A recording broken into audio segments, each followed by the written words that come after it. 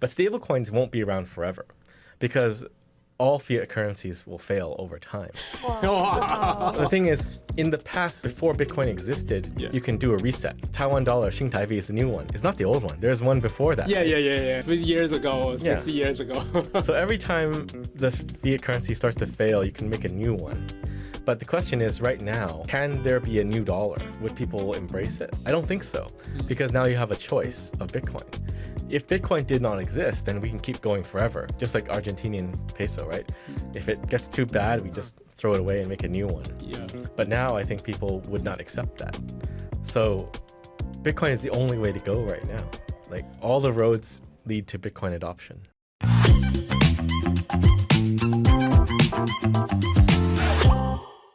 Hello， 大家好，欢迎回到Side Chat，我是 Inside 的编辑 Mia。我是 Fox。那今天 Inside 邀请到的是这个 Gen3 的 CEO Samson。那请这个 Samson 跟大家打声招呼。Okay, 大家好。My name is Samson Mow. I'm the CEO of Gen3. We are a Bitcoin technology company that works on a Bitcoin wallet called Aqua. And we also do nation-state Bitcoin adoption. That is, we work with governments, politicians, regulators around the world to implement Bitcoin strategies at the nation-state level. OK， 所以Gen3其实我们今天会找他来的原因，是因为在前面几周的时候，在台湾的 ABS 这个亚洲区块链大会里面呢，Samson有在这个大会里面提出一个主张，他认为呢，这个台湾呢应该要买大量的比特币作为这个货币的储存。那但最主要是他的这一个服务呢，其实有服务这个萨尔瓦多的比特币的储存。那我们先请你自我介绍一下，就是说这 Gen3 这家公司为什么成立？那跟近年来做了什么事情呢？So I first started Gen3 after leaving Blockstream. So while I was at Blockstream, I worked with El Salvador on their Bitcoin strategy, rolling out their Bitcoin law and digital securities laws. And then we announced the Bitcoin bonds too, which is a financial instrument that is sovereign debt-based, backed by Bitcoin. So I decided to focus more on Bitcoin adoption around the world, and this is why I started Gen3. So our purpose is really to accelerate hyper-Bitcoinization. And what that means is that the world reaches a place in which you no longer go back to fiat currencies like 美金、台币、各种等等东西，法币。So everyone just stays in Bitcoin. Yeah. And we have two main strategies to do this. One is to build a wallet for end users, so reaching the retail consumer market, expanding the footprint of Bitcoin. The other one is we work with governments. So we've reached out to a number of countries. We've worked with Madeira. It's an autonomous region of Portugal, and they've announced their Bitcoin strategy.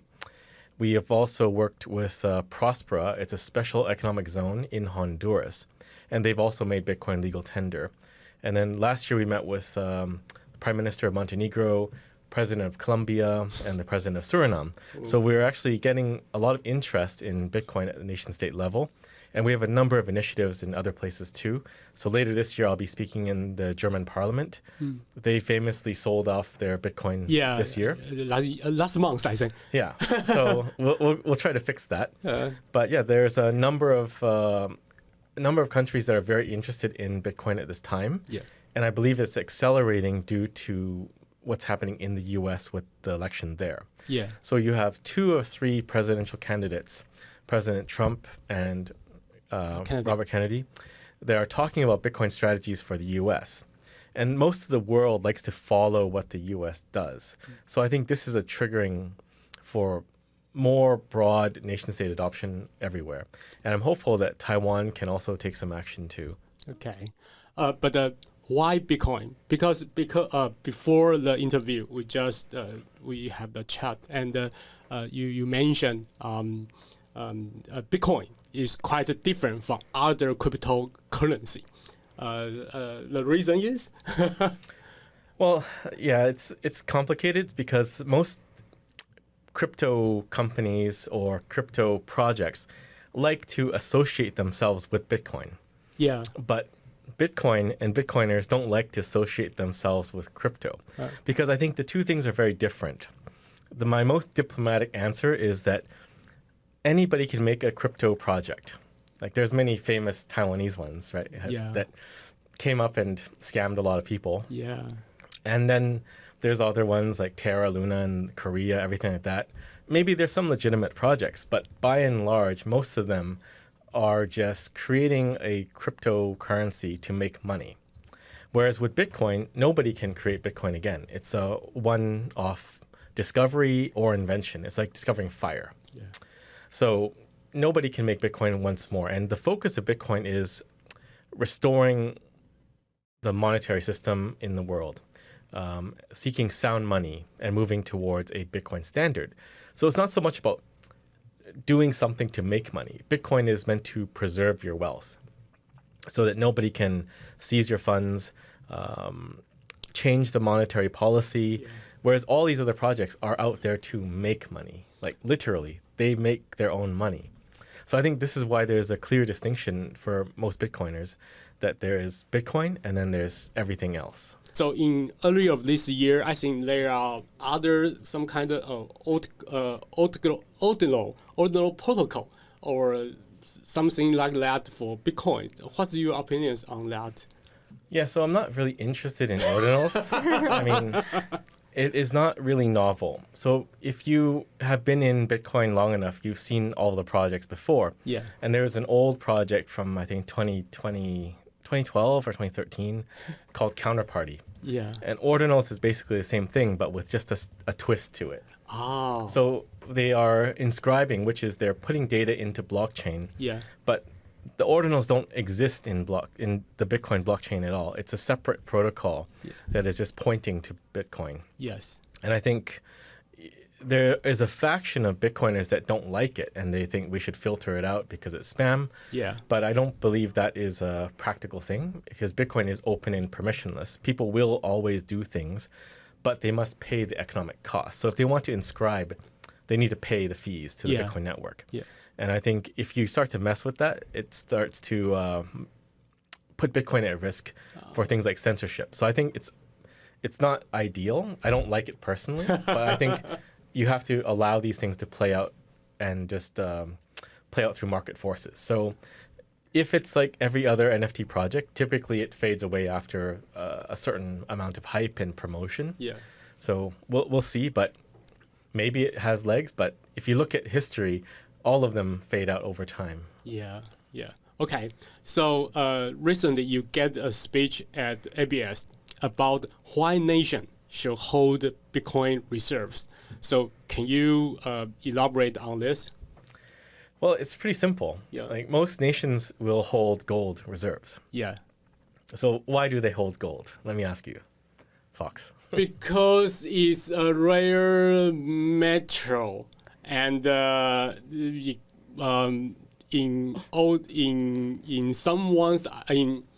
a lot of people's opinions, they think it has value, and it has a fixed value over a very long period of time. And most people agree with that. Yeah, but you can see, like, now we're getting into what is money, right? What is something that's valuable? Yeah. And it breaks down to a very simple concept, which is something is valuable because we say it is valuable. Oh. Yes, in God we trust, and in Bitcoin we have trust. faith on something. Yeah. And the more people believe it, so it will have value. I want to believe. I want to believe it. So money is really just a layer for trade. Yeah. Right? Before money was created, how we trade is barter, right? Yeah. But bartering is ineffective because you have to have what I want and I have to have what you want at that exact same time. It's called the coincidence of wants. So what we did was we invented money, which is a third thing that we can trade into and out of as needed. And it means that I don't have to have chickens and you don't have to have pigs, and we can just get what we want when we want it, and at smaller denominations, right? You can't trade a fraction of a cow. Well, you can, but you have to kill it. But money is a very effective way for people to trade.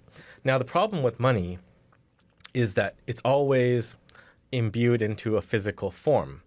If we're just trading, we have a ledger in our brains. Like I owe you 1 cow, you owe me 30 chickens, right? Yeah. But when you put it on paper, the paper can be lost. It can be burned. And if you let someone else keep the paper, that's kind of like the bank. The bank can lend it out to someone else and sell the claim. So every time we take money and we put it into something physical, it loses value because it can be corrupted. And it's the same for gold and coins. Coins can be clipped, right? If you look at the Roman Empire, they clip the coins, or they make their coins with silver and gold. Yeah. Or, there's various ways to manipulate it. But what Bitcoin does is it restores money, because now money is just something you know. Once again, it's the ledger. And the Bitcoin blockchain has no physical form. It doesn't exist anywhere. It exists everywhere at the same time because it lives on the internet. It's in the cloud. And because Bitcoin has no physical form, it cannot be corrupted. So this is why Bitcoin is very important. But to answer your question, why do countries want Bitcoin? It's the same reason why they want gold. They need to be able to trade with other people, other countries, companies, and they need to get things, right? So if you look at, I don't know, say if Japan is an example, they import most resources, whether it's LNG or petrochemicals or Everything. timber, everything, right? So if you need to buy something, you need to have money. The reason why you have gold is you want to use it for something else in the future, potentially, or to back your fiat money to also buy something that you need in the future. But there is a risk with gold. So with any physical form of money, like gold, it can be corrupted, but can also be seized. So Taiwan has 400 something tons of gold under a mountain. Okay. Right? If there was some conflict and someone wanted to attack Taiwan, they can easily take the gold. Now, how do you mount a counteroffensive in that case? Because now you don't have money to pay people, right? I think Taiwan still has a lot of treasuries in the U.S. But what if you need to buy something from a non-U.S. ally, right? Maybe you want to buy something from, I don't know. North Korea. Sure, or Kazakhstan or something, right? Yeah. And they don't want your U.S. debt. You would need gold, but now your gold is taken by someone else. So what you want is digital gold, the new gold, which the bulk of the world seems to understand. And a lot of Taiwanese people, younger people, know about Bitcoin and have Bitcoin and the crypto stuff too. But this is now a new asset class. And I think it is a legitimized asset class because you have the ETFs in the US. You have BlackRock, one of the largest institutions on the planet, offering it and accumulating it for themselves too. So you can not deny that Bitcoin is not a legitimate asset now. Now, it is a legitimate asset that can protect you against cases where you're attacked and have your assets seized or taken. So you can use Bitcoin to trade and buy things to mount defenses and counteroffensives and things like that. So my reasoning is, if Taiwan is spending 2.1% of GDP on military purposes, and that's for defense, it's not offense right now, then you should at least spend 1% of GDP to buy Bitcoin one time, because that will give you an amount of Bitcoin equivalent to the UK. So the UK has 300 tons of gold. Taiwan has 400. So my reasoning is you should have more Bitcoin in the UK. So that's why I put the number out there of 83,000 Bitcoin for Taiwan. Okay. Because the UK has 60-something thousand. Okay. As you mentioned, it seems it's a trend in wherever United States, especially Donald Trump had a speech at the blockchain summit. It should be Bitcoin summit in Las Vegas. Yeah, I think it's just Bitcoin conference. Big conference, yeah. He promoted the idea, and he did not say they will buy Bitcoin. They will use the Bitcoin they got before and won't sell it. Yeah. So it's the same question. Maybe Taiwan can say we will not sell the Bitcoin we acquired before. It should be the first step. So what is the actions do you think the government should take regarding the Bitcoin at the first step? Well, I don't think it's easy for a government like Taiwan. They will say, I will spend 1% of the GDP to buy Bitcoin. It's impossible. The problem is Taiwan doesn't have any Bitcoin, at least not that we know of yet. Right? I think the legal department they had some, but they saw it oftenly in some bidding occasions. Yeah. But that makes no sense. Just like Germany. Yeah, it's really crazy, I think, for a country that has Bitcoin to sell it for money that they can print themselves, right? Yeah. It just makes zero sense. But yeah, the main point is, I think for the U.S. that they want to establish a strategic Bitcoin reserve, right? Yes. They have the U.S. has strategic oil reserves, and they actually have a strategic cheese reserve, right? So if you have these reserves, the point is that you have something to use in the future. Yes. And Bitcoin is just money that you will use in the future. But it doesn't really matter how you establish it. Either you can keep Bitcoin you have already, or you can buy new ones. But I think in Taiwan's case, to accumulate 83,000, you need to buy it. You won't be able to just get it from seizing it from criminals or things like that. But I think it doesn't really matter what a country does. There's many avenues that they can pursue. One is legal tender, but that's very challenging, right? Because that's a direct affront to the fiat system, saying Bitcoin is money. That's basically saying the dollar is worth zero, right? Yeah. So I think that's challenging. Only some countries will be able to do that, smaller countries like El Salvador. The other one is just accumulating, so buying Bitcoin either in strategic reserves or adding to treasury or any other way. I think that's pretty straightforward because Bitcoin is just an asset, and you should be able to buy any asset. Central banks already buy equities. So if you look at some of the central banks already, they're getting Bitcoin exposure indirectly through buying MicroStrategy. So it's already happening, just not at the scale that it should be happening. Because if you look at the landscape of nation states owning Bitcoin, China has about 190,000. Yeah. The U.S., it's publicized that they have 215,000, but 95,000 don't belong to them. They have to return that to Bitfinex. It belongs to Bitfinex. Oh. So actually, China has the most Bitcoin in the world right now. Then you have UK, and it goes down from there. But MicroStrategy, a public company in the US, has 200-something thousand, 290,000, I think. So you can have a company, a corporation, holding more Bitcoin than most countries right now. So I think there is still an opportunity, but that opportunity is closing for countries to acquire Bitcoin simply because there's not that much Bitcoin left. There's a limited supply of 21 million. Yeah. So if Taiwan wants to buy 83,000, they probably need to do it within the next year. Because if you wait another year, you won't get 83,000 for 1% of GDP, right? You might need to spend 10% of GDP if Bitcoin goes up to 1 million.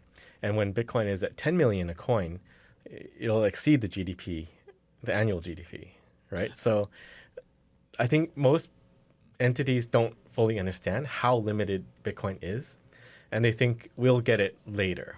But later is very unlikely. I really don't think the Central Bank of Taiwan, they really understand the point. They still consider it is a high risk asset right now. And as you mentioned, I think there are more and more public companies. They are trying to buy Bitcoin, not only United States companies, but also some maybe UK and the Japanese the public companies. They are doing the same thing. Yeah. So I've talked to a lot of people in Taiwan and I met some politicians too. Oh, okay. And the feedback is that it cannot happen in Taiwan because Taiwan cannot because Taiwan is too conservative, 太保守. Yeah, so I say the first step is trying to block them to not sell the Bitcoin they seize from the criminal. It should be the first step. And it will be easier, I guess. I think they just have to make a decision to buy. So if they don't want to buy Bitcoin directly, you can buy MicroStrategy, right? Or buy stock. Or buy an ETF. Meanwhile, right now, the BlackRock, their ETF, iBit, they were buying the Bitcoins from maybe January. Since January to now, and they are buying it, not sell it every day. They are buying it every day. even the price drop from maybe 60,000, they are still buying. So it's a trend. Not only the public company are buying it, but also there are a lot of people are buying Bitcoin by IBIT, the ETF right now. So it doesn't really matter how they want to buy it. There is a way for them to get exposure to it, right? Yeah. But you have to ask yourself, if the way you get Bitcoin exposure is not direct holding Bitcoin, but through an ETF, why not sell all the gold and buy a gold ETF? Because I think deep down, the governments I understand your point. They understand it, but they can't cross the mental chasm to think that I should hold the underlying asset, right? Because the gold ETF should be just as good, right, as holding the gold under the mountain in Taiwan. But it's not. but I think the problem is in most of the political things like this, Taiwan is a follower, especially follow the United States. Yeah, because the SEC still saying it's not illegal, not considered is a good thing. Yeah. Right, in United States. Not really. I mean, the SEC has approved the ETFs. So right, but in the Biden government, they don't. I don't think they think Bitcoin is a good asset. They don't have a positive attitude towards. Yeah, but I mean, the Biden government doesn't know what they're doing. So it's a holistic problem. So back to the original point, I think a lot of people believe Taiwan is too conservative to do it. But I think being conservative and being reckless and risky is just a circle. So if you want to be conservative, you can be so conservative that you go into the risky part, right? Because it's like missing a revolution. Yeah. You can say a car is dangerous because it can go very fast and hit somebody. Yeah. And then you just keep the horse and buggy. But then you're going to miss the entire revolution of the automobile, right? So I think there just has to be more thinking from first principles and reasoning out why you want Bitcoin. But I think it's de-risked because the US has already greenlit. And like you said, everyone follows the US. Yeah. So the Hong Kong ETF, which is basically approved by Beijing, they followed and wait for the US. The Australian ETFs also waited for the US green light. Yeah. But there's a problem with that.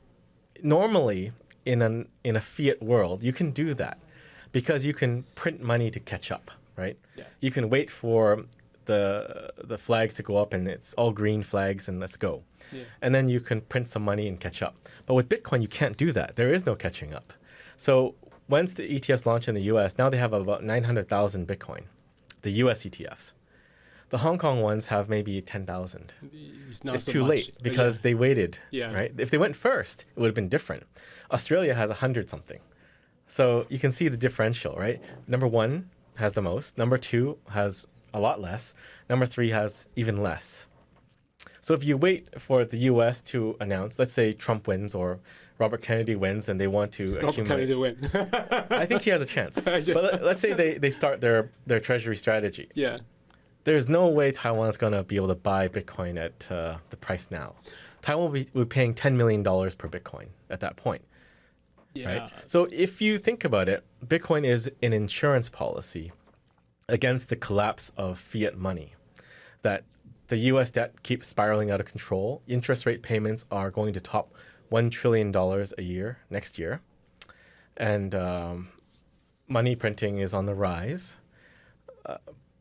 Shouldn't you take out an insurance policy worth 1%, less than 1% of your GDP for the next 1,000 years? I think it's worth it. 1,000 years. Okay. For your information, in the January, the IBIT list in United States stock market, and people in Taiwan can buy IBIT by Taiwanese bank. Is okay at the very beginning, but after maybe 2 or 3 weeks later, the financial department in Taiwan they told the Taiwanese bank, you cannot sell the customer the ETF. So basically, and we got some kind of law regulator ask the financial department, and they answer, we will try to study it for in the next 3 to 6 months. So you can see their attitude on this is very slow, conservative, and, not positive. Yeah. But it doesn't matter because you can buy the underlying in Taiwan. Just buy the real Bitcoin. It's better than the ETF. Yeah, but even it's the safe way to buy the Bitcoin. I mean, through the ETF. They even, I think it's very safe because the United States government guarantee it. Yeah, I think it's quite safe, but still, the argument for buying crypto, no, not crypto, Bitcoin is because the price is up and down very quickly, and people don't think it's a good, it's a high barrier to do the adoption. Yeah, but you have to understand, Bitcoin will be volatile because it is eating the legacy financial system. Yes. It's not that everyone's buying a little bit and it's going to go up slowly. It is devouring the legacy financial system, all the fiat currencies. It's demonetizing gold, demonetizing real estate. It's just a matter of people understanding what Bitcoin is. Like, why would you put your money in real estate? It's drywall and wood, and it rots. And you have to pay money to maintain it. And you have to rent it to someone who will probably destroy it. Yeah. Why not put your money into Bitcoin? And I think we're moving into this direction. But Bitcoin is eating everything. And in the process of eating everything, there will be this massive volatility. Another important thing to consider is Bitcoin is a 24/7 global market. Yeah. So when Japan raised rates and they killed their stock market, it reflects to the price. It is thrown onto Bitcoin's shoulders because Bitcoin is the only thing that people could sell at that time. And then it went down, but then it comes right back up. Yeah. So you can see that being a global 24/7 liquid marketplace is a very powerful thing because the US market was closed. People couldn't de-risk and rebalance because it's closed. So having this thing that's open all the time is actually very powerful. So you will see these spikes and dips from time to time. But if you look at overall the trend, it's just up for the last 15 years. That's why we're at $60,000 from zero 15 years ago. But do you think because people are using the stablecoin, especially US the Tinger, to buy the Bitcoin, and the stablecoin are backed by US debts. So do you think actually United States actually own the Bitcoin through the US debts? I don't think they own the Bitcoin. Okay. They have the benefit of stablecoins expanding and extending the lifetime of the dollar and the reach of the dollar. Because now the dollar is more useful, right? Yeah. So, but all the stablecoins, it is not part of Bitcoin. People use stablecoins to buy Bitcoin. Yes. And they use it to just get dollar exposure. But it has nothing to do with the US government having Bitcoin. Okay. But stablecoins won't be around forever because all fiat currencies will fail over time. The thing is, in the past, before Bitcoin existed, you can do a reset, right? Yeah. Like Taiwan dollar, Xing Taibi is the new one. It's not the old one. There's one before that. Yeah, right? yeah. Maybe people forget that. Yeah. But every time it starts... 50 years ago, 60 years ago. So every time the fiat currency starts to fail, you can make a new one. But the question is, right now, can there be a new dollar? Because the dollar is the reserve currency, and most reserve currencies fail after some time. If they wanted to make a new one, would people embrace it? I don't think so, because now you have a choice of Bitcoin. If Bitcoin did not exist, then we can keep going forever, just like Argentinian peso, right? If it gets too bad, we just throw it away and make a new one. Yeah. But now I think people would not accept that. So Bitcoin is the only way to go right now. Like all the roads lead to Bitcoin adoption. But in El Salvador, does people really, the normal people, normal people are using Bitcoin for the daily using or daily use, or is only for reserve tech savings? Yeah. I think a lot of people are using it, probably more so inbound. So tourists, they go to El Salvador and they spend it. And then the local population probably converts it to dollars because their costs are still in dollars. If you're running a store, you're paying a supplier in dollars. So you need to kind of lock in the dollar value of the Bitcoin. Yes. Also, people sending remittances are using Bitcoin as a rail. So if you're outside of El Salvador and you want to send money to your family, they might swap into Bitcoin, send it through Bitcoin, but then they swap back into dollars when they receive it in their home country. So I would say Bitcoin is being used, but probably not everyone's using it day to day and keeping balance in Bitcoin, like keeping the Bitcoin that they earned. So still for the value storage, not for using, because I was transfer. Not transfer. Not necessarily value storage. Okay. Yeah, because I think a lot of people that receive Bitcoin, they have dollar cost, right? So they need to lock in dollar value to pay their bills. I was trying to use Bitcoin early this year, and I feel it's so slow and not good for transaction purpose. You have to use the Lightning Network. Okay. The main chain settlement is 10 minutes, right? You have to wait for one block, and it can be longer. But actually, you have to understand, you have to go and do some research on what settlement is. So when you do a credit card payment or Apple Pay or something, it doesn't actually settle until weeks, maybe months later. Even bank wires don't fully settle until after a few weeks. But Bitcoin actually fully settles after 10 minutes. And I think most people use the financial system today, but they don't really understand how it works. But settlement is something people forget because they think, I just paid with my card and it's done. I know what you mean. It's not done.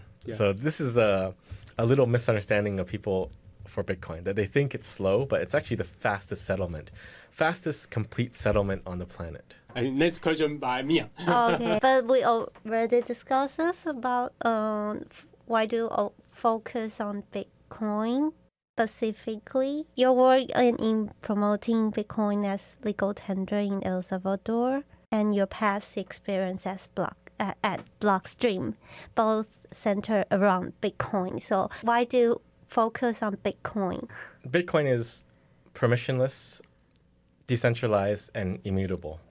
But why not other? Because you mentioned it others are not permissionless, decentralized, and immutable. So if you take Ethereum as an example, it's a project set up by some guys, and they say, we made a foundation in Switzerland. Okay. But it's still those guys that control it. Just because you set up a Swiss foundation does not mean it's decentralized. True, right? I got your point. Yeah, okay. And most Ethereum nodes are on Amazon. So if someone wanted to shut down Ethereum, they just call Amazon and by extension Infura and say, all these need to be shut down. And then you see what is actually running the network. It's just a handful of people.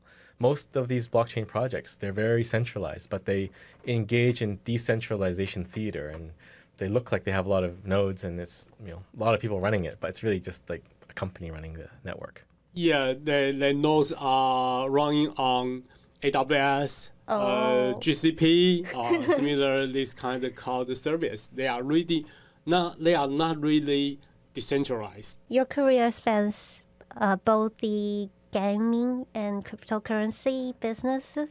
Where do you use where do you see these two fields intersecting? Yeah, I think it's a good question. So I still have a game project I'm working on. It's called Infinite Fleet.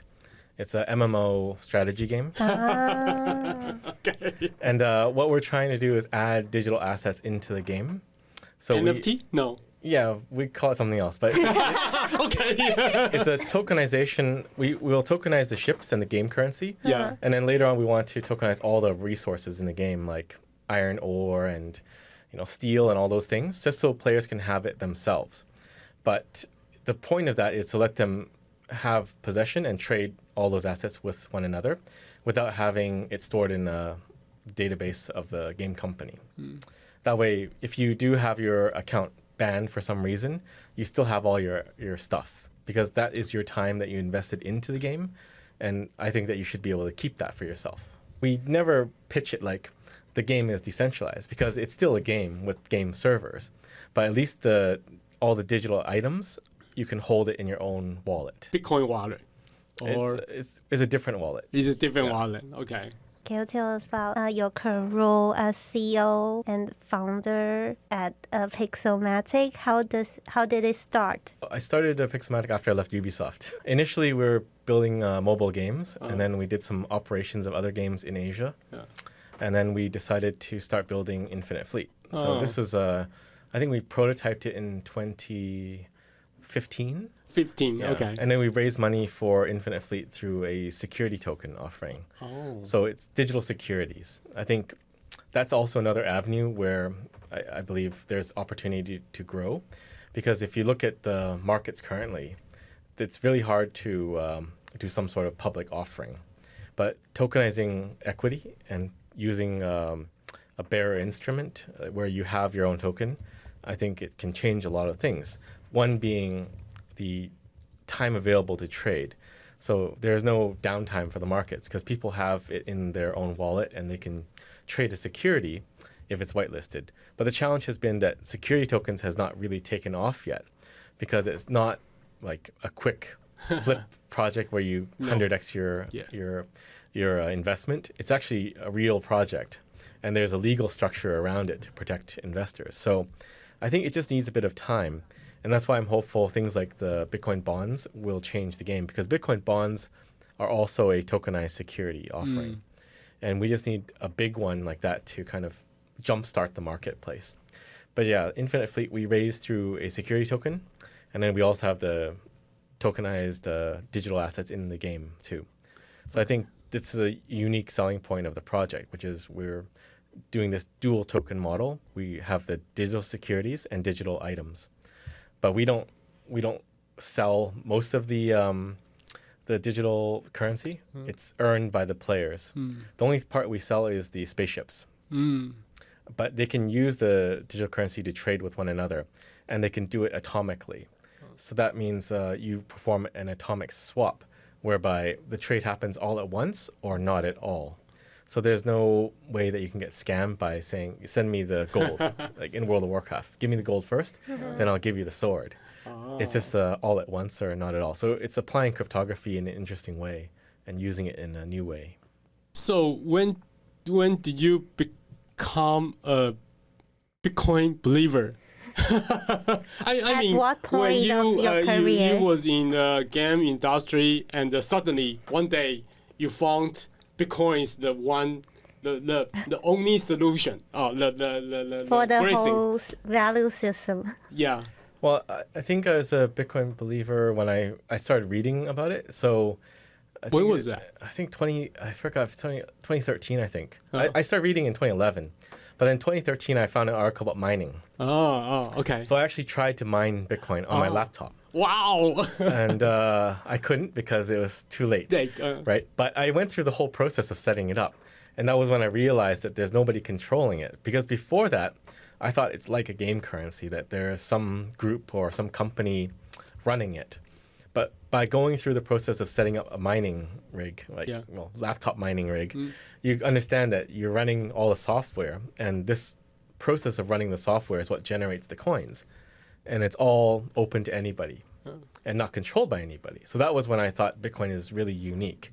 But what made me a Bitcoin maximalist was running an exchange. I was a COO at BTC China, 比特币中国. And that, we only listed two coins, Bitcoin and Litecoin, Lite Yeah. And then that was pretty much it. Like most of the exchanges only had two things back then. And then you started seeing all the other projects come out, and all of the projects would come and visit and try to convince us to list their project, and including Ethereum. So that was when I realized that they're all the same. It's just a bunch of people all trying to sell their token and get rich. Yeah. And that was what made me a Bitcoin maximalist. That was about, I guess, maybe 2017? 2015, 16. 15, 16, okay. I was trying to I was trying to buy some Bitcoin around maybe 2013, and it was too difficult for me. I gave up. It's pretty pity. Okay, so I think we are going to some casual topics. About some more casual topics other than cryptocurrencies. Do you have hobbies? How do you relieve your stress outside of your work? Not really. I have 2 companies, so I don't have time for hobbies, really. Really? Yeah. Playing any games? Sports? No, not really time to play any games. Oh, really? Because the biggest news today is the Hei Wukong. The action games right now, I think is very popular. I just tried it. You just don't download the game? 2 hours ago. How is it? I think it's quite good. I think, yeah. Oh, okay. Yeah, he's only 20 minutes in the game, so... Yeah, I only tried and I have to come here. Sorry. It's okay. Yeah, there's not that much time for like fun things, I think. Like, I enjoy building games, so I enjoy working on Infinite Fleet. Yeah. Working with our artists and designers to make new things. Yeah. And then for the Bitcoin side, that's my passion. So I'm interested in talking about it and... Yeah, so this is your hobby. Yeah, your work is... To spread the word to the world. Yeah, so the hobby is the work. Do any sports or maybe for... Exercise. Yeah, exercise. Yeah, I try, but not sports. No Okay. time. Oh, we don't have still no time. So, any recommended books, articles, films, or TV shows, or music you like? Books. The most important, not the white paper. I mean, books. I don't know. I mean, the most important books are probably 1984. Oh. Sovereign Individual. Okay. I think those are really foundational things people need to read and understand. But yeah, I like a lot of weird books. Like I'm reading a book on how to rebuild civilization from zero if there's a cataclysm. Okay. But yeah, I like to find interesting topics. Usually when I'm reading things, I try not to read things about Bitcoin. Of course. Yeah. Trying to the first principle thinking.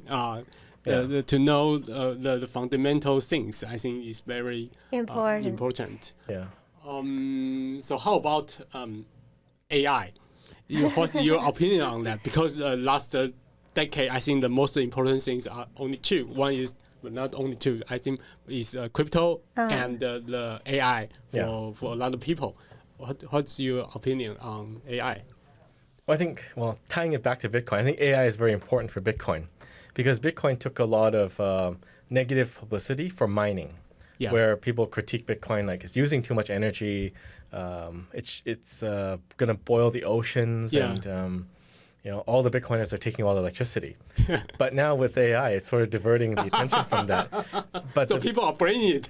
Well, yeah, I think they're realizing that everything important that humanity does needs energy. Yeah. So with Bitcoin, because most people in the world don't understand money, they don't understand that you need to expend energy to do something, whether it's digging gold out of the ground or mining Bitcoin or building steel, like smelting steel or anything like that. They kind of forget that energy is needed. That's why you have this green energy movement about we need solar and wind and, decreased energy consumption. But actually we need more energy production and more energy consumption to grow. So if anything, AI has changed that conversation because now the politicians seem to understand, like, they don't understand Bitcoin is fundamental for growth and prosperity, but they seem to understand AI will help grow the markets because it's very tech stock related, right? Directly correlated to tech stocks. Yeah. And now the AI companies are lobbying, saying we need more energy. So you have all the politicians saying we're going to build more nuclear plants again. Yeah. Whereas in the past, it's more about shutting down nuclear plants. So I think this is the right direction to go in. More energy production will mean more energy capacity to mine Bitcoin as well. Okay. Because with nuclear, you have a massive base load at any given time, and you'll need to offset that base load, right? AI compute might not draw power constantly, and then you'll have to have Bitcoin mining. But this goes more towards integration of Bitcoin mining and energy companies. Eventually, it'll just be one thing. So your power company will just be a Bitcoin miner by default because they need to balance their base load. So even Trump said they will burn a lot of gas or oil, I guess, for more power. Yeah, for more power and electricity. Yeah. Well, I think we have to go to nuclear. Like interim, you might need to use fossil fuels. And this is another point that most people don't understand, but most green energy technologies are not green at all. Solar panels are made of coal. Yeah. It's not a joke. Yeah, I understand. You know, right? Yeah, I know. You use coal in the process to create the panels, the silicon. So there are a lot of pollution for that. Yeah, and then how you dispose of the panels, how you dispose of wind turbines, they're all very big problems. But just because it has a green label, people think it's good. But moving towards nuclear is probably the best thing for humanity because we'll ditch all the ineffective technologies. And for those things, it'd be better if you burned the coal than made the solar panel because that would be more energy efficient, to just burn the coal. For your information, actually, Taiwanese, I'm not sure other country right now, but the Taiwanese, the government right now is still like the solar and the wind for the power source right now. Still. But the good thing about AI is it fixes that because none of that. I think they are discussing the nuclear option right now. Yeah, I think the tide is quite change. I think.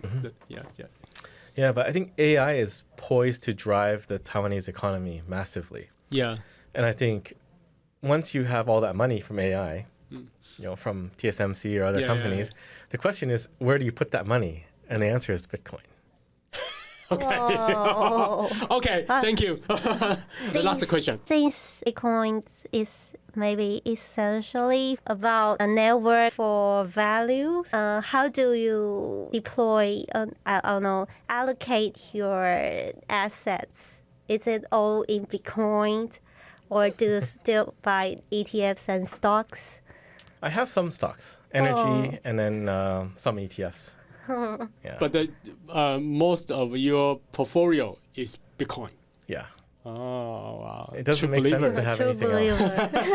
It doesn't make sense to have anything else. Like, you can keep your money in fiat, but it's devaluing because they're printing more. Yeah. You can keep your money in stocks, like 100% stocks, equities, but you have risk there of the company, right? What if the CEO is bad, they perform badly, you're subject to many market forces. And then you can have money in real estate, but then you're subject to all the ups and downs of the real estate market too, right? And the problem with real estate is it's compounded with population growth. It's the problems in real estate are compounded by negative population decrease. So if there's not population growth, there is no demand for real estate, right? So once you reason out every single different thing you can invest your money in, the answer is always Bitcoin. But you really have to think about it, right?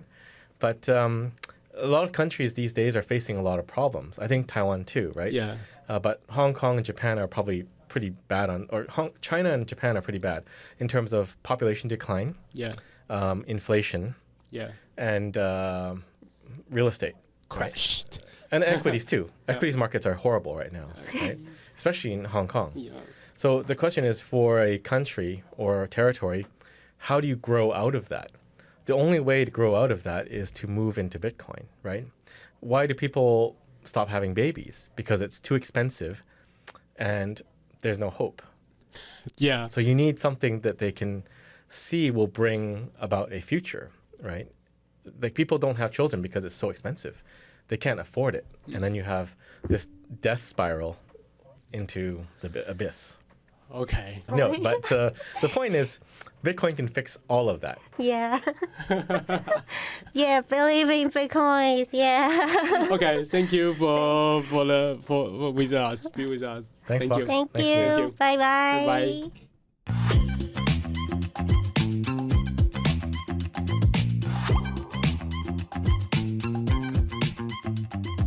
喜欢本周我们分享的内容吗？请到 Facebook、Instagram、YouTube 来留言，告诉我们你的想法。我们都会看哦。